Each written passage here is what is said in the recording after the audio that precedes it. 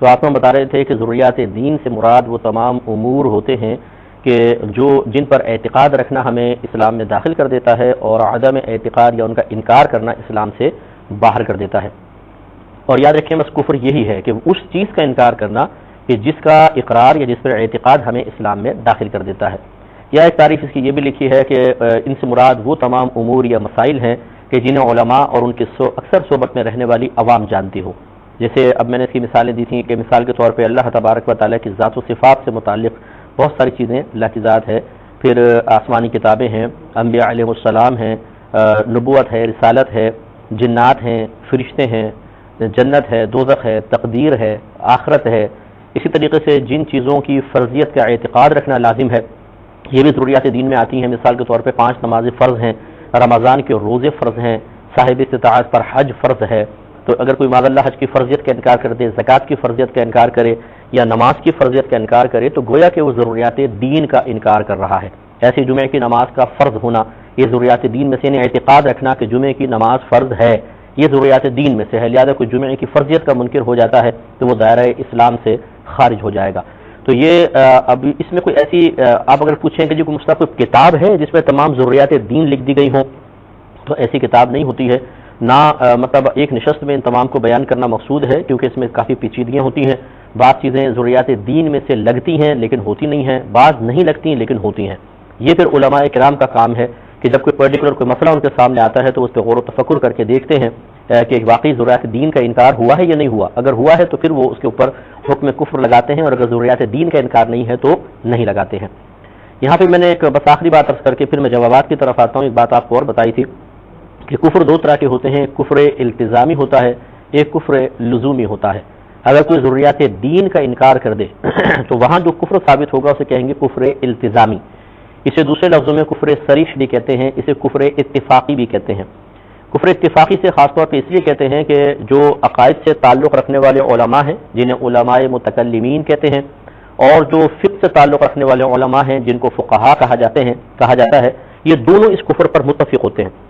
کہ ہاں یہ کفر ہے۔ تو اگر ایسا کوئی کفر ثابت ہو جائے کہ دونوں ہی متفق ہیں تو اسے کہتے ہیں کفر اتفاقی ہے۔ اسی کو کفر صریح، اسی کو کفر التزامی، اسی کو ضروریات دین کا انکار کرنا کہتے ہیں۔ اور اس کا حکم میں آپ کو بتا چکا ہوں کہ ایسا شخص دائرہ اسلام سے خارج ہو کر مرتد ہو جاتا ہے، پچھلی زندگی کے جتنے اس کے نیک اعمال تھے سب کے سب برباد ہو جائیں گے، اور اگر صاحب نکاح تھا تو نکاح ٹوٹ جائے گا، اور اسے کہا جائے گا کہ آپ فوراً کلمہ پڑھیں۔ اگر اعلانیہ طور پہ اس سے یہ خطا ہوئی تھی تو اعلانیہ طور پہ سب کے سامنے اس کو اپنی غلطی کا اعتراف کرنا اور کلمہ پڑھنا فرض ہوگا، پھر تجدید نکاح کرنا ہوگا۔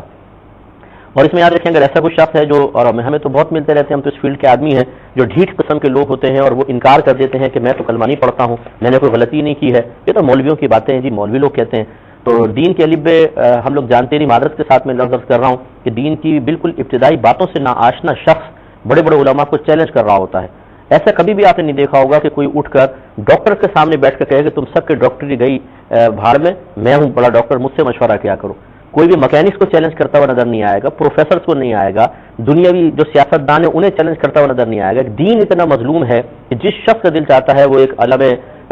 مفتی صاحب یا علم عالم اٹھا کر سامنے کھڑا ہو جاتا ہے اور کہتا ہے کہ جی مجھے سب کچھ معلوم ہے، ان تمام مولویوں کو سائڈ میں ہٹاؤ۔ تو یہ غلط رویہ ہے، غلط طریقہ ہے۔ فاسألوا اہل الذکر ان کنتم لا تعلمون، اللہ تبارک و تعالیٰ نے واضح طور پہ قرآن عظیم میں فرمایا کہ اگر تم نہیں جانتے تو اہل علم سے سوال کرو۔ نہ قرآن پڑھنے کی دعوت دی ہے، نہ حدیث پڑھنے کی ترغیب دی، بلکہ علماء سے رجوع کی ترغیب دی ہے۔ اسی طرح اللہ تعالیٰ فرماتا ہے اطیعوا اللہ واطیعوا الرسول واولی الامر منکم، اللہ کی اطاعت کرو، اس کے رسول کی اطاعت کرو، اور ان لوگوں کی اطاعت کرو جو تم میں حکم والے ہیں۔ اور علماء واضح طور پر فرماتے ہیں کہ ان سے مراد فقہاء ہیں، مفتیان کرام ہیں، مجتہدین ہیں، کہ ان سے اپنے مسائل ان کی اطاعت کرو، وہ جو بتائیں اس کو لو۔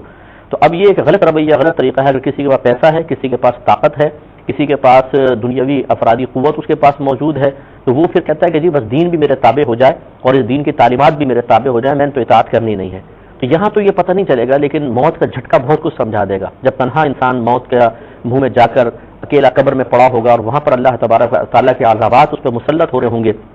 تو بیک پر کتنی بڑی پارٹی ہوں، کتنی افرادی قوت تھی، کتنے ہی لوگ اس غلطی پر ہنسنے والے اور حوصلہ افزائی کرنے والے ہوں، کتنے ہی لوگ اس پر اس کی تعریفیں کرنے والے ہوں، سب چلے جائیں گے اور اکیلا وہ شخص بھگتتا رہے گا۔ اور پھر اس ٹارزن سے پوچھا جائے گا اب بتاؤ جی جو تم اکڑا کرتے تھے اس اکڑ کا کیا فائدہ ہوا؟ پھر میدان محشر کی ذلت، رسوائی، ندامت، پچھتاوا، بے عزتی، اور اس کے بعد پھر اللہ اگر ناراض ہوا تو جہنم میں داخلہ۔ ایک اور ہمارے ساتھ ہیں، السلام علیکم۔ تو بس آخر یہ بات کہ ضروریات دین کا علم علماء کو ہی ہوتا ہے، اس میں از خود کوئی نہ اپنی زبان چلا سکتا ہے، نہ وہ غلطی کرے تو یہ کہہ سکتا ہے کہ جی میں ایسا کچھ بھی نہیں ہے، جی کفر وغیرہ نہیں ہے، ایسا نہیں، یہ علماء ہی حکم لگائیں گے۔ اور دوسرا کفر لزومی ہوتا ہے کہ اس میں علماء متکلمین تو کہتے ہیں کہ کفر نہیں ہے، لیکن فقہا احتیاطاً اس چیز کو کفر قرار دے دیتے ہیں، اور اس وجہ سے کہ وہ چیز بظاہر تو مطلب ضروریات دین کا انکار نہیں ہوتی، لیکن اس کے پیچھے اگر چلتے چلے جائیں تو پھر کہیں جا کر ایسا محسوس ہوتا ہے کہ ضروریات دین کا انکار لازم آ رہا ہے۔ لہذا فقہا اس کو ہی روکنے کے لیے کہ ابھی نہیں روکا تو یہ زیادہ انکار کرتے کرتے حقیقتاً ضروریات دین کے انکار تک نہ پہنچ جائے، اس کو احتیاطاً اس کے اس عمل کو، قول ہو چاہے اس کا فعل ہو، عمل ہو، اسے کفر قرار دے دیتے ہیں۔ لیکن احتیاط یہ کرتے ہیں کہ اس کے قول کو کہتے ہیں کفر ہے، لیکن کہنے والے کو کافر نہیں کہتے، اس کے عمل کو تو کہتے ہیں یہ کفری عمل ہے، لیکن اس عمل کرنے والے کو کافر نہیں کہتے ہیں۔ یہ ایک احتیاط ہوتی ہے، یہ کفر لزومی کہلاتا ہے۔ اسی کو کفر غیر صریح بھی کہتے ہیں، اسی کو کفر غیر اتفاقی بھی کہتے ہیں۔ اس میں حقیقتاً انسان کافر نہیں ہوتا، جیسے فقہا بھی اس کو کافر نہیں کہہ رہے، بلکہ اس کے جو عمل ہے، اس کے قول ہے، اس کو احتیاطاً کفر کہہ رہے ہیں تاکہ یہ حقیقی کفر تک نہ پہنچ جائے۔ تو لہٰذا اس میں وہ آدمی کافر نہیں ہے، مسلمان ہے، اس کے سابقہ اعمال بھی اس کے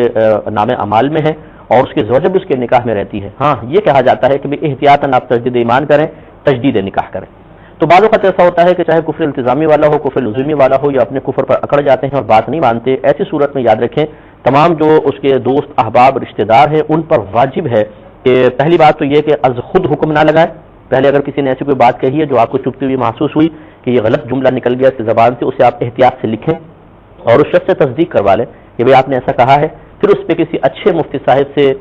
حکم لے لیں کہ بھئی یہ کفریہ بات تھی یا نہیں تھی، اگر ثابت ہو جائے تو اس کو پیش کریں۔ اب اگر وہ اس کا انکار کر دیتا ہے تو پھر اس کا سوشل بائیک آؤٹ کرنا لازم ہے، اگر نہیں کریں گے تو پھر یہ بیماری سرایت کرے گی خاندان کے دوسرے افراد میں، اور وہ بھی اس طرح جرأت مندانہ اقدامات کریں گے اور پھر اسلام خطرے میں پڑے گا۔